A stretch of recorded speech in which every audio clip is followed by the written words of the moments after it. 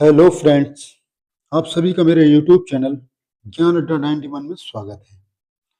साथियों, आज का महत्वपूर्ण वीडियो इतिहास के 50 प्रश्नों पर आधारित है, जो आपकी परीक्षाओं के लिए बहुत ज़्यादा महत्वपूर्ण होने वाले हैं।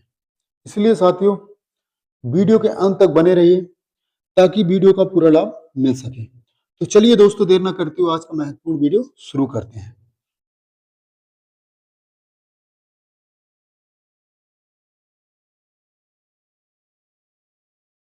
प्रश्न नंबर पहला आपकी स्क्रीन पर। वर्तमान में सिंधु घाटी सभ्यता का सर्वाधिक उपयुक्त नाम क्या होना चाहिए? फटाफट इसको देख लेते हैं। सिंधु घाटी सभ्यता, हड़प्पा सभ्यता, द्रविड़ सभ्यता, कालीबंगा सभ्यता, को बताना है। सही आंसर है हड़प्पा सभ्यता। ठीक है, ओके, आगे बढ़ते हैं। भारत में कृषि का प्राचीनतम साक्ष्य कहाँ मिला है? मोहनजोदड़ो में, कोलडीबा में, मेहरगढ़ में या बुरझोम में? साथियों, हमारा सही आंसर होगा कोलडीबा में। ओके, जो कि उत्तर प्रदेश के प्रयागराज में स्थित है। कोलडीबा, यहाँ साथियों 9000 से 7000 ईसा पूर्व के कृषि के साक्ष्य मिले हैं। क्या मिले हैं? कृषि के साक्ष्य, जहां दोस्तों चावल की भूसी के साक्ष्य मिले हैं। ओके, तो चलिए साथियों आगे बढ़ते हैं।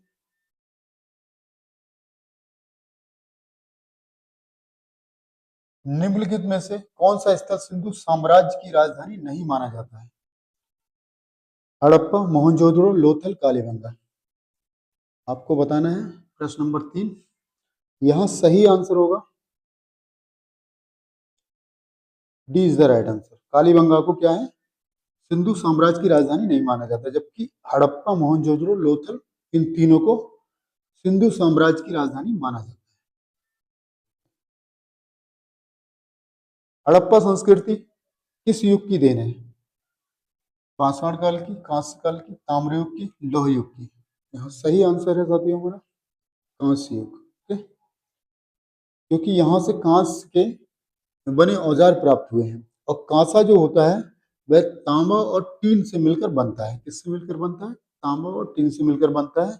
यहाँ जो हड़प्पा सभ्यता है या सिंधु घाटी सभ्यता है, यहाँ पर कांस्य से बने औजार प्राप्त किए गए हैं। ठीक है, तो इससे पता चलता है कि ये सभ्यता, हड़प्पा संस्कृति, कांस्य युग की सभ्यता है।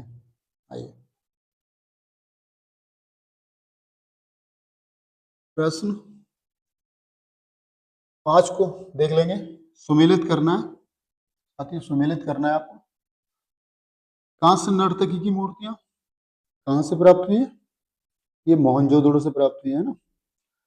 नरकवंद ये हड़प्पा से प्राप्त हुए हैं। घोड़े की अस्थियां सुरकोटला से प्राप्त हुई है ना। तो मनके बनाने के कारखाने ये कहाँ से प्राप्त हुए हैं?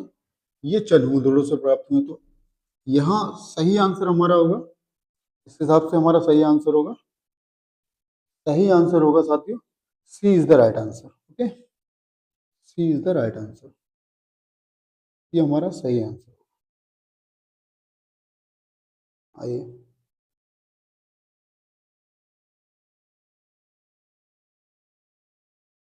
सिंधु सभ्यता के किस स्थल से भारतीय इतिहास गोदीवाड़ा डॉकयार्ड मिला है?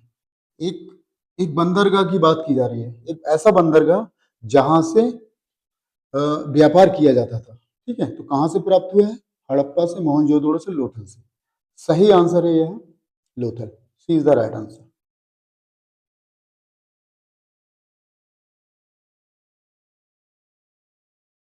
मोहनजोदड़ो से प्राप्त पशु देवता, जिसको हम पशुपति महादेव भी कहते हैं, कि चारों ओर निम्नलिखित में से कौन से पशु समूह पाए गए हैं? ठीक है, कौन से पाए गए हैं? हाथी, बाघ, गैंडा, भैंसा, हाथी, शेर, गैंडा, भैंसा, सांड, बाघ, गैंडा, भैंसा, सांड, शेर, गैंडा, भैंसा। आपको बताना है इसका सही आंसर है साथियों। प्रश्न नंबर 7, सही आंसर सांड, सांड, बाघ, गैंडा, भैंसा। तो सही आंसर हमारा C is the right answer. Okay,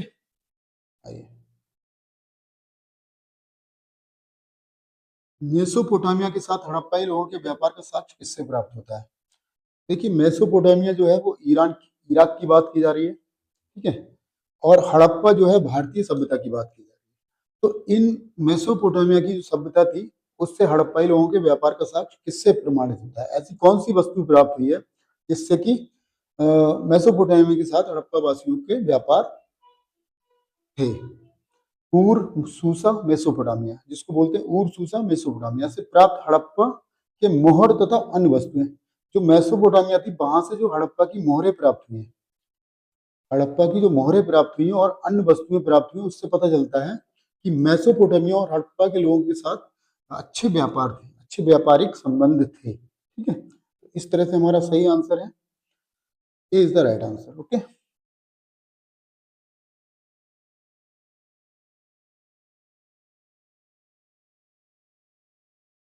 प्रश्न 9 को देख लेंगे। सिंधु सभ्यता के नगर प्राय नदियों के किनारे पाए गए हैं। निम्नलिखित सिंधु सभ्यता के नगरों का उन नदियों के से मेल कीजिए जिनके किनारे में स्थित है। आपको बताना है साथियों कि किन नदियों के किनारे कौन से नगर स्थित है। प्रश्न 9 की बात कर रहा हूं मैं। प्रश्न 9 को देख लेंगे, तो इसको देख लेंगे। हड़प्पा कौन से नदी के किनारे पाया गया है? हड़प्पा, इसको इस तरह से देख लेंगे, ठीक है। देखिए, सबसे पहले हम बात कर लेते हैं आलमगीरपुर, हिंडन नदी के किनारे। ओके, कालीबंगा गग्गर नदी के किनारे, ठीक है।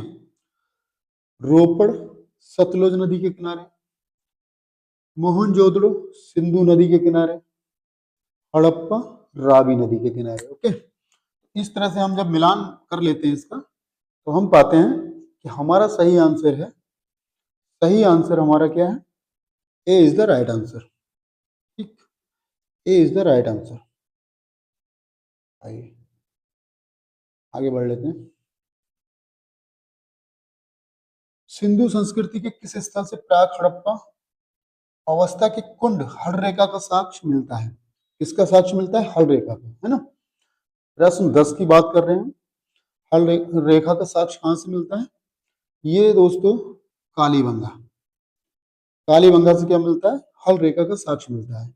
अवस्था के कुंड, कुंड का मतलब हल रेखा का साक्ष्य मिलता है कालीबंगा। ओके, चलिए। सिंधु संस्कृति के निम्नलिखित नगरों का उन स्थलों से मेल कीजिए जहां वे स्थित थे। अब आपको क्या करना है?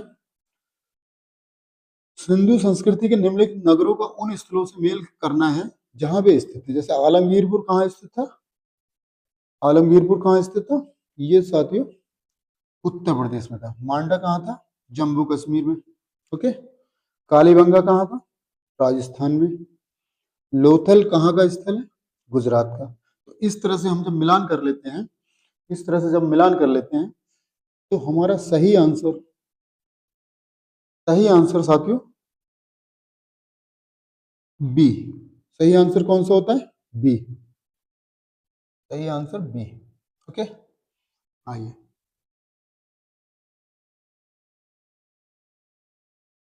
प्रश्न 12 को देख लेंगे।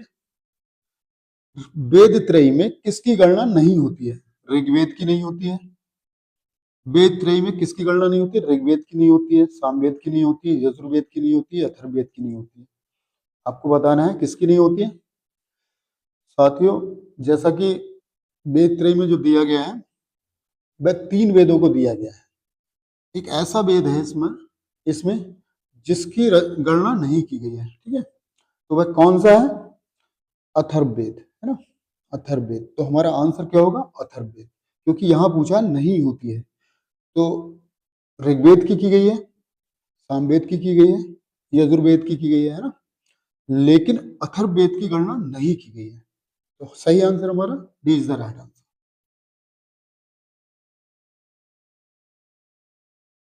ब्रह्मा के 4 अंगों से 4 वर्णों की उत्पत्ति का प्राचीनतम साक्ष्य कहां से मिलता है?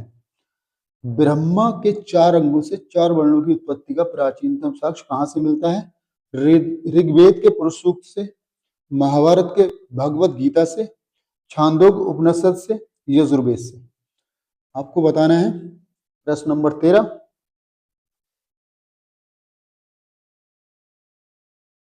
इसका सही आंसर ऋग्वेद के पुरुष सूक्त से। ठीक है। ब्रह्मा के चार अंग, चार अंग कौन से हैं, चार वर्ण कौन से हैं, ब्राह्मण, क्षत्रिय, वैश्य, शूद्र। ये कहां पर इसका इस प्राचीनतम साक्ष्य मिलता है, ऋग्वेद के पुरुष सूक्त में। ठीक है, तो A is the right answer. Rigveda में हिरण्यगर्भ उपाधि किसके लिए प्रयुक्त की गई है, ऋग्वेद में एक उपाधि प्रयुक्त की गई है जिसका नाम है हिरण्यगर्भ। हिरण्यगर्भ, इसका मतलब होता है निर्माता। ठीक है, जो सृष्टि का निर्माता है, सृष्टि का निर्माता है, उसके लिए की गई है। तो मैंने आंसर बता ही दिया है आपको, आपको ज्यादा दिमाग लगाने की जरूरत नहीं है। तो सृष्टि का निर्माता यहाँ किसको माना जाता है, ब्रह्मा को माना जाता है ना, ब्रह्मा। ठीक है, तो हिरण्यगर्भ की उपाधि किसके लिए प्रयुक्त की गई है, ब्रह्मा के लिए। ओके, आइए, जिसको सूर्य भी कहा गया है। आइए, ऋग्वेद में कुल कितने मंडल हैं, ये एक बार पुनः प्रश्न आ गया है।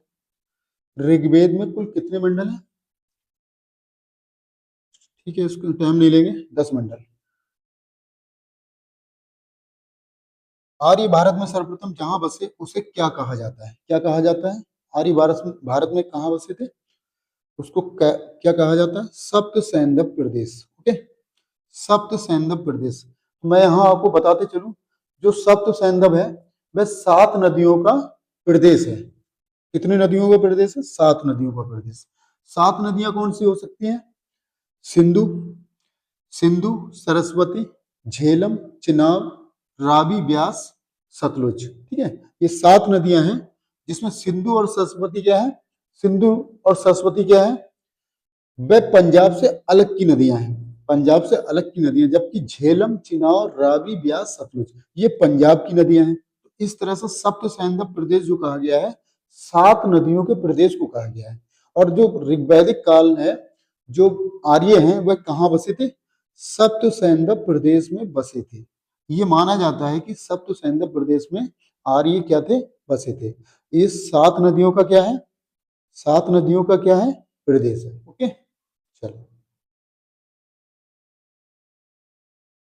सुमेलित कीजिए। वितस्ता, एक तरफ नदियों के नाम दिए हैं, प्राचीन नदियों के नाम दिए हैं, और एक तरफ जो वर्तमान में जो नदियां बोला जाता है, जिस नाम से पुकारी जाती है, उनके नाम दिए हैं।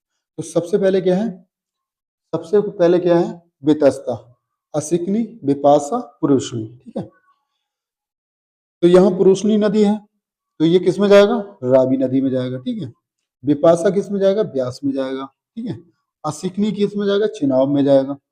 वेतस्ता क्या है, झेलम नदी को कहा गया है।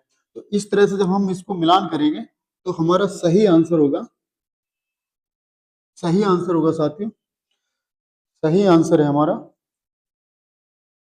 17वें का सही आंसर है, B is the right answer. Okay, B is the right answer.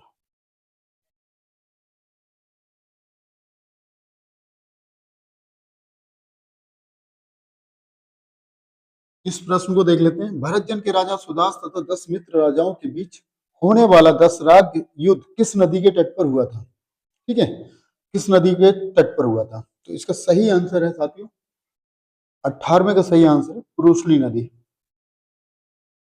पुरुषनी को क्या बोला जाता है, पुरुषनी नदी को क्या बोला जाता है, रावी नदी, है ना, रावी नदी, इसको क्या बोला जाता है, प्राचीन नाम पुरुषनी है इसका, जबकि नया नाम इसका क्या है, वर्तमान का नाम क्या है, रावी नदी। ओके, आइए,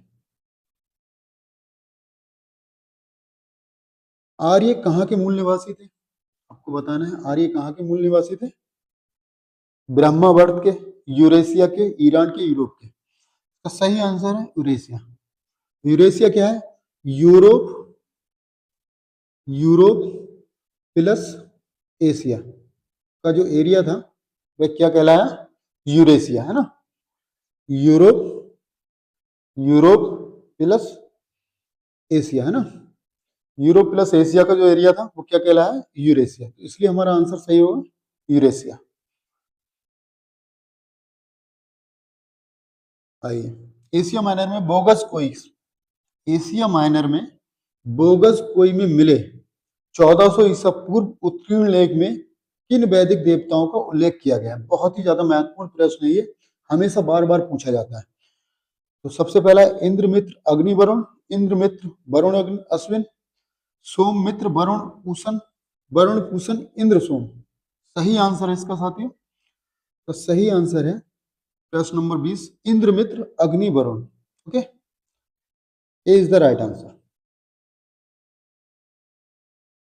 आइए प्रश्न 21 गायत्री मंत्र का सर्वप्रथम उल्लेख कहाँ मिलता है? गायत्री मंत्र का सर्वप्रथम उल्लेख कहाँ मिलता है? ऋग्वेद में, यजुर्वेद में, महाभारत में, अथर्ववेद में। ज्यादा समय ज्यादा समय ना लेते हुए हम इसको फटाफट आंसर करते हैं। A is the right answer. Okay, Rigveda में गायत्री मंत्र का उल्लेख किया गया है ऋग्वेद में। आइए ऋग्वैदिक काल के बारे में कौन सा कथन असत्य है? ठीक है, स्त्रियां सभा समितियों में भाग ले सकती थी, विवाह संस्था कायम हो चुकी थी, बाल विवाह का प्रचलन था, व्यवसाय के आधार पर समाज का वर्गीकरण आरंभ हुआ। ठीक है, तो यहाँ पर असत्य की बात कर रहे हैं। तो कहने का अर्थ स्त्रियां सभा में समितियों में भाग ले सकती थी, ठीक है, विवाह संस्था कायम हो चुकी थी, ठीक है, बाल विवाह का प्रचलन था, ये गलत हो जाता है। ठीक है, व्यवसाय के आधार पर समाज का वर्गीकरण आरंभ हुआ था, ये भी ठीक है। तो जब ये तीन ठीक हो जाते हैं और एक गलत होता है तो हमारा आंसर भी गलत वाला होना चाहिए, है ना। तो answer C is the right answer. Okay, आइए प्रश्न नंबर 23 ऋतु का संबंध किस देवता से है? आपको बताना है ऋतु का संबंध किस देवता से है। प्रश्न 23 ऋतु का संबंध किस देवता से है? इसका सही आंसर है वरुण, वरुण देवता, है ना। ऋतु का संबंध किससे? वरुण देवता। पांचाल परिषद का संरक्षक कौन था? पांचाल, जैसा कि आप लोगों को पता है कि प्राचीन समय में छठी ईसा पूर्व में 16 महाजनपद हुआ करते थे, है ना। तो इसमें एक क्या था? पांचाल परिषद भी था, जो बरेली का क्षेत्र था, बरेली उत्तर प्रदेश का क्षेत्र था। यहाँ का जो संरक्षक था, जो राजा था, वह कौन था? जिसकी राजधानी अहिच्छत्र थी, है ना।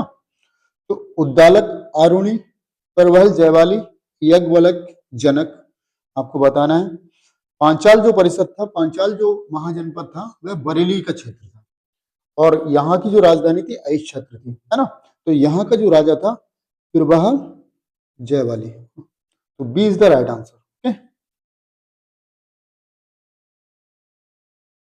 किस उपनिषद में यम और नचिकेता से उसके 3 वरदान प्राप्त करने की कहानी दी गई है? आपको बताना है मुंडकोपनिषद में, केन उपनिषद में, कठोपनिषद में, छांदोग्य उपनिषद में। ओके, क्वेश्चन नंबर 25 इसका सही आंसर है साथियों, C is the right answer, कठोर उपनिषद। ओके, आइए हल संबंधी अनुष्ठान का लंबा विवरण कहाँ मिला है? हल संबंधी अनुष्ठान का लंबा विवरण कहाँ मिला है? प्रश्न नंबर 26 इसका सही आंसर है सतपथ ब्राह्मण में, है ना। A is the right answer.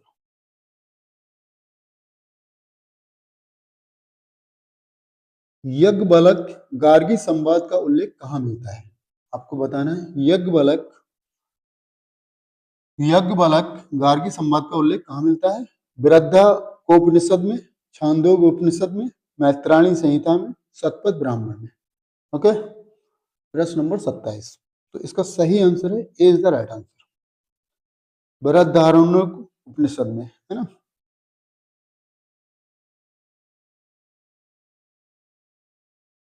गोत्र प्रथा की स्थापना किस काल में हुई थी? गोत्र प्रथा की स्थापना किस काल में हुई थी? प्रश्न 28। देखिए सारे प्रश्न बहुत ही ज्यादा महत्वपूर्ण है, एक एक प्रश्न मैंने इसमें चुन चुन कर लिया है और 100% परीक्षाओं में आने वाले प्रश्न, इसलिए वीडियो को अंत तक जरूर देखिएगा, है ना। एक एक प्रश्न बहुत ज्यादा महत्वपूर्ण है। गोत्र प्रथा की स्थापना किस काल में हुई थी? प्रश्न 28 उत्तर वैदिक काल में, मौर्य काल में, ऋग्वैदिक काल में, गुप्त काल में। ओके, तो इसका सही आंसर है गोत्र प्रथा की स्थापना उत्तर वैदिक काल में प्रचलित थी, अर्थात गोत्र प्रथा की स्थापना उत्तर वैदिक काल में हुई थी। Okay, A is the right answer. आइए, उपवेदों की कुल संख्या कितनी है? देखिए, वेद होते हैं, वेद 4 हैं, तो उपवेद भी हैं उसके, तो उपवेदों की कुल संख्या कितनी है? 3 है, 4 है, 5 है, 8 है। आपको बताना है। प्रश्न नंबर 29 का सही आंसर, जब वेद हमारे 4 है तो उपवेद भी उसके 4 है, हर वेद का एक उपवेद है ना, तो B is the right answer. आइए, स्मृतियों में कितने प्रकार के विवाह को स्वीकृत माना गया है? स्मृतियों में कितने प्रकार के विवाह को स्वीकृत माना गया है? 4 प्रकार के, 6 प्रकार के, 8 प्रकार के, 10 प्रकार के। ठीक, तो इसका सही आंसर है कि 8 प्रकार के जो विवाह हैं इसमें इसको स्वीकृत माना गया है। ओके, 8 प्रकार के विवाहों को स्वीकृत माना गया, तो सी इज द राइट आंसर। आइए, जयमती और वास्तुकला का प्राचीनतम ग्रंथ कौन सा है? जयमती और वास्तुकला का प्राचीनतम ग्रंथ कौन सा है? स्रोत सूत्र, ग्रह सूत्र, शुल्ब सूत्र, आर्यभट्टीय। आपको बताना है। प्रश्न नंबर 31, इसका सही आंसर है साथियों Shulba Sutra. Okay, C is the right answer.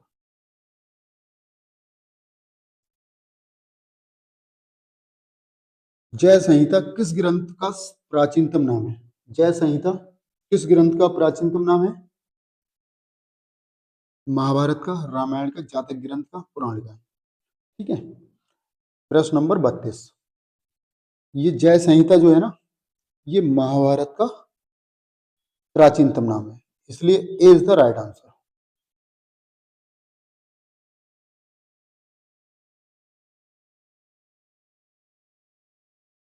प्राचीनतम बौद्ध ग्रंथ पाली भाषा में है। इन ग्रंथों को अंततः कहाँ और कब संकलित किया गया है? देखिए, जो प्राचीनतम बौद्ध ग्रंथ है ना, 6ठी शताब्दी ईसा पूर्व में जो ग्रंथ, जो बौद्ध ग्रंथ हैं, तो वो सारे ग्रंथ जो हैं, बौद्ध धर्म के जो भी ग्रंथ हैं वो पाली भाषा में लिखे गए। ठीक है, इनको कहाँ संकलित किया गया है ये पूछा गया है प्रश्न। प्रश्न नंबर 33 की बात कर रहा हूँ। श्रीलंका में ईसा पूर्व 2री शताब्दी में, श्रीलंका में ईसा पूर्व 3री शताब्दी में, भारत में ईसा पूर्व 4th शताब्दी में, भारत में ईसा पूर्व 1st शताब्दी में। इसका सही आंसर है साथियों D is the right answer, है ना। पहली शताब्दी, जब कनिष्क का समय होता है, कनिष्क का शासन होता है, पहली शताब्दी में इनको संकलित किया गया। ठीक है। चौथी बौद्ध संगति कनिष्क के समय कुंडलवन कश्मीर में, है ना, कुंडलवन कश्मीर में जो होती है चौथी बौद्ध संगति, उसमें इनको संकलित किया जाता है, पहली शताब्दी। ठीक, आइए,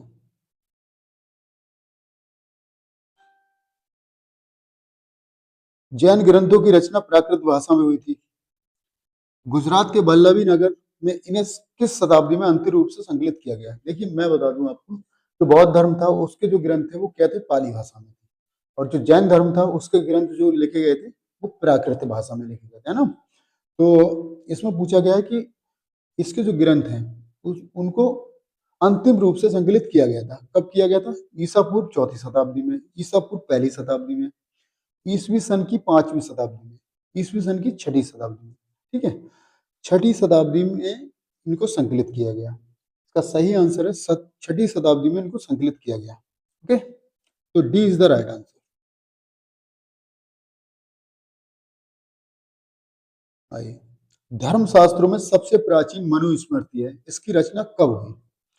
ईसा पूर्व 4ठी शताब्दी में, ईसवी सन की 4ठी शताब्दी में, 200 ईसा पूर्व और 200 ईस्वी के बीच, प्रथम सदी ईस्वी से 4th सदी ईस्वी के बीच। सही आंसर है साथियों इसका सी इज द राइट आंसर। सी इसका आंसर सही है। 200 ईसा पूर्व से 200 ईस्वी के बीच मनुस्मृति की रचना हुई। ठीक है, आइए,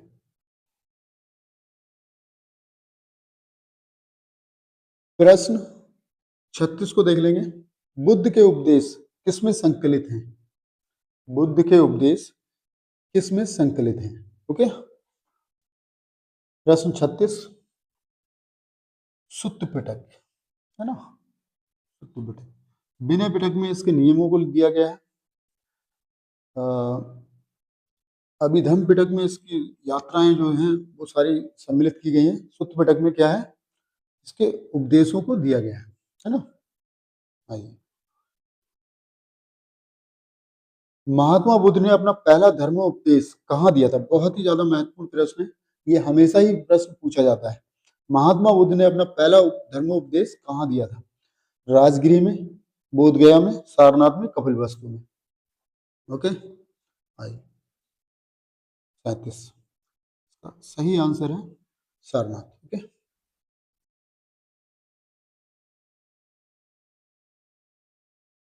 महावीर का जन्म कहाँ हुआ था?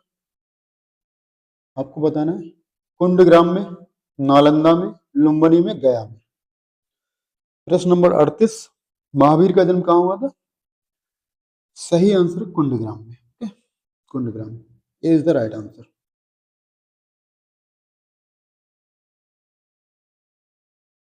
महात्मा बुद्ध को निर्वाण की प्राप्ति कहाँ हुई थी? निर्वाण मतलब मुक्ति की प्राप्ति, है ना।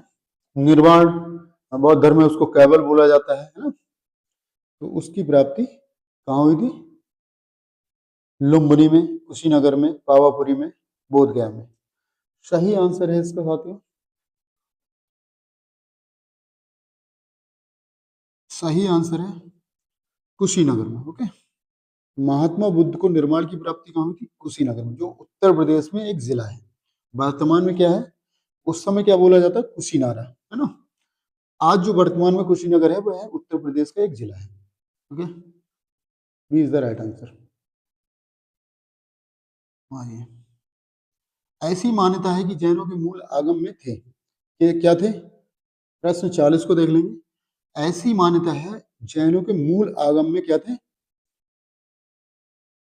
12 अंग। क्या थे? 12 अंग, है ना। कितने अंग थे? 12 अंग। 12 अंग, C is the right answer. Jain धर्म में, जैन धर्म के त्रिरत्न, जैन धर्म के क्या है? त्रिरत्न में कौन सा शामिल नहीं है? सम्यक ज्ञान, सम्यक ज्ञान, सम्यक ध्यान व दर्शन, सम्यक आचरण, सम्यक समाधि। देखिए, सम्यक ज्ञान भी शामिल था, सम्यक आचरण भी शामिल था, सम्यक समाधि भी था, लेकिन जो बी वाला है हमारा सम्यक दर्शन, ये शामिल नहीं था, है ना। तो हमारा आंसर क्या होगा? B is the right answer.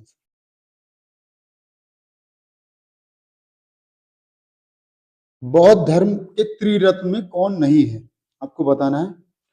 बौद्ध धर्म के त्रिरत्न थे, आपने पढ़ा होगा ना। बौद्ध धर्म के त्रिरत्न बुद्ध, धम्म, संघ, अहिंसा। अहिंसा नहीं था। जैसे आप मान लीजिए, बुद्ध शरण गच्छामि, धम्म शरण गच्छामि, है, संघ शरण गच्छामि, ये इस तरह से पढ़ा ना आपने। तो यहाँ पर क्या है? अहिंसा जो था त्रिरत्न में नहीं था, तो इसलिए हमारा आंसर क्या होगा? D is the right answer, है ना। आइए,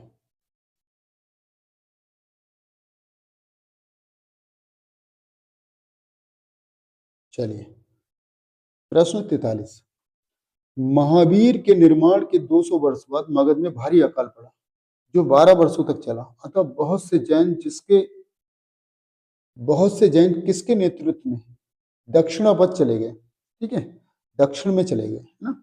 स्थलभाहु के, भद्रबाहु के, चंद्रगुप्त मौर्य के, खारवेल के, किसके संरक्षण में गए थे? 200 वर्ष बाद, महावीर के जन्म के 200 वर्ष बाद क्या हुआ था? मगध में एक भयंकर अकाल पड़ा था, है ना। अतः बहुत से जैन किसके नेतृत्व में दक्षिणापथ चले गए थे? स्थलभाहु के, भद्रबाहु के, चंद्रगुप्त मौर्य, खारवेल के। प्रश्न नंबर 43, इसका सही आंसर है साथियों, B is the right answer. Okay, Bhadrabahu के संरक्षण में बहुत से जैन कहाँ चले गए थे? दक्षिणापथ चले गए थे, दक्षिण में चले गए थे, है ना। आइए, सुमेलित कीजिए, है ना। 44 नंबर का प्रश्न है, सुमेलित कीजिए। प्रथम बौद्ध संगति, आपको पता है कि बौद्ध धर्म में 4 संगतियां हुई थी, 4 ऐसी सभाएं हुई थी जिनमें कुछ निर्णय लिए गए थे, डिसीजन लिए गए थे, है ना। तो प्रथम बौद्ध संगति कब हुई थी? कहाँ हुई थी? राजगृह में। किसके समय में हुई थी? अजात शत्रु के समय में, है ना। और द्वितीय बौद्ध संगति कहाँ हुई थी? वैशाली में। किसके समय में हुई थी? शुंग वंश का एक राजा था कालाशोक, है ना। तो वैशाली में हुई थी, है ना। तीसरा क्या है, तृतीय बहुत संगति कहाँ हुई थी, पाटलिपुत्र, जो अशोक के समय में हुई थी, है ना। मौर्य साम्राज्य का समय था, मौर्य वंश का राजा था अशोक। और चतुर्थ बहुत संगति कहाँ हुई थी, कश्मीर में, है ना, जो कनिष्क के समय में हुई थी और जो कुषाण वंश का राजा था, है ना। इस तरह से इनको हम मिलान कर लेंगे तो हमारा सही आंसर होगा साथियों 44 का सही आंसर होगा, C is the right answer. Okay, 44 का C is the right answer.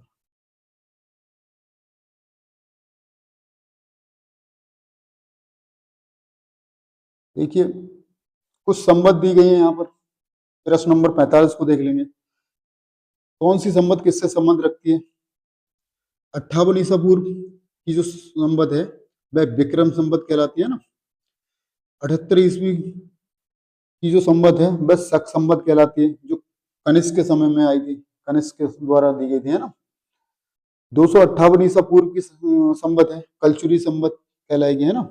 1119 का लक्ष्मण सेन संबंध। इस तरह से आप इसको मिला सकते हैं। इस तरह से हमारा आंसर होगा 1 का 1, 2 का 2, 3 का 3, 4 का 4। इस तरह से हमारा आंसर होगा C is the right answer. Okay, C सही है। चलिए सुमेलित करना है। प्रश्न 46 को देख लेंगे। गेरु वर्णी मृदभांड, है ना। चित्र दूसरा मृदभांड, उत्तर का काला पाषाण मृदभांड, है ना। यहाँ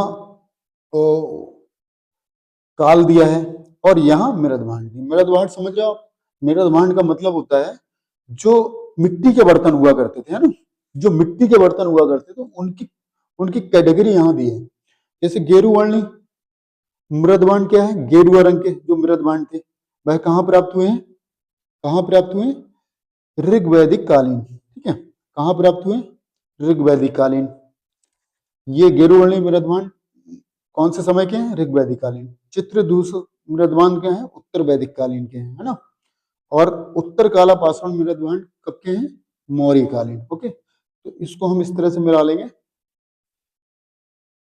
1 2 3 पहला ही आंसर है ना। 46 का पहला, 46 का पहला ए सही है इसका, है ना। आइए कथन और कारण दिए गए हैं। जैसे भागवत धर्म गुप्त काल में लोकप्रिय हुआ, भागवत धर्म गुप्त काल में लोकप्रिय हुआ। ठीक है, चलिए ये सही मान लेते हैं थोड़ी देर के लिए। भागवत धर्म क्या हुआ, गुप्त काल में लोकप्रिय हुआ, है ना। तो ये सही है, मान लिया।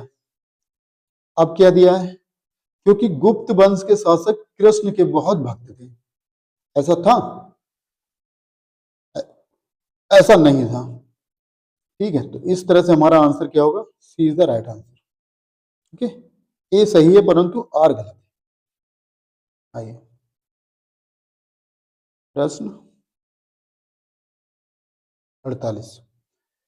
48 को देख लेंगे। उत्तर पश्चिमी भारत में ऐसे सिक्के के प्रकार मिले जिन पर ग्रीक और ब्राह्मी लिपियों के लेख हैं। ठीक है, लेख हैं, है ना। चलिए सही है, ये सही है, इसका आंसर ये सही है। कारण क्या था, क्योंकि भारत का यूनानी जगत के साथ विस्तृत व्यापारिक संबंध था। ये भी ठीक है, भारत का क्या था, यूनानी जगत के साथ विस्तृत व्यापारिक संबंध था। ये दोनों ही ठीक है, तो हमारा आंसर क्या होगा, ए आर दोनों सही है और आर ए का सही स्पष्टीकरण है। ठीक है, स्पष्टीकरण भी कर रहा है, तो ए हमारा सही आंसर हो जाएगा। आइए प्रश्न 49 को देख लेंगे। वर्ण संकर का धर्मशास्त्र के लेखों ने अत्यधिक समर्थन किया है। ठीक है, क्या किया है, वर्ण संकर का धर्मशास्त्र के लेखकों ने अत्यधिक क्या किया है, समर्थन किया है। ऐसा सही है, सही है ऐसा, ऐसा सही नहीं है। ठीक है, ऐसा सही नहीं है, ऐसा सही नहीं है, ये गलत हो जाएगा हमारा।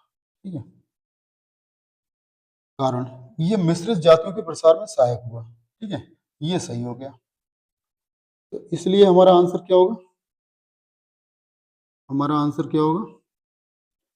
D is the right answer. Okay, A गलत है परंतु आर सही है। इस तरह से आप करण कारण जो होते हैं उनको छांट सकते हैं, उनको हल कर सकते हैं अच्छी तरह ना। चलिए, आज के सेशन का लास्ट प्रश्न है, चलिए इसको पढ़ लेते हैं। निजामुद्दीन औलिया ने एक सूफी को, जिसने कि अपनी गुलामदासी को रिहा कर उसे अपने हिंदू माता पिता के पास लौटाने की अनुमति दी, वह आचरण अनुमोदित किया, है ना। तो ये सही है, ये सही है,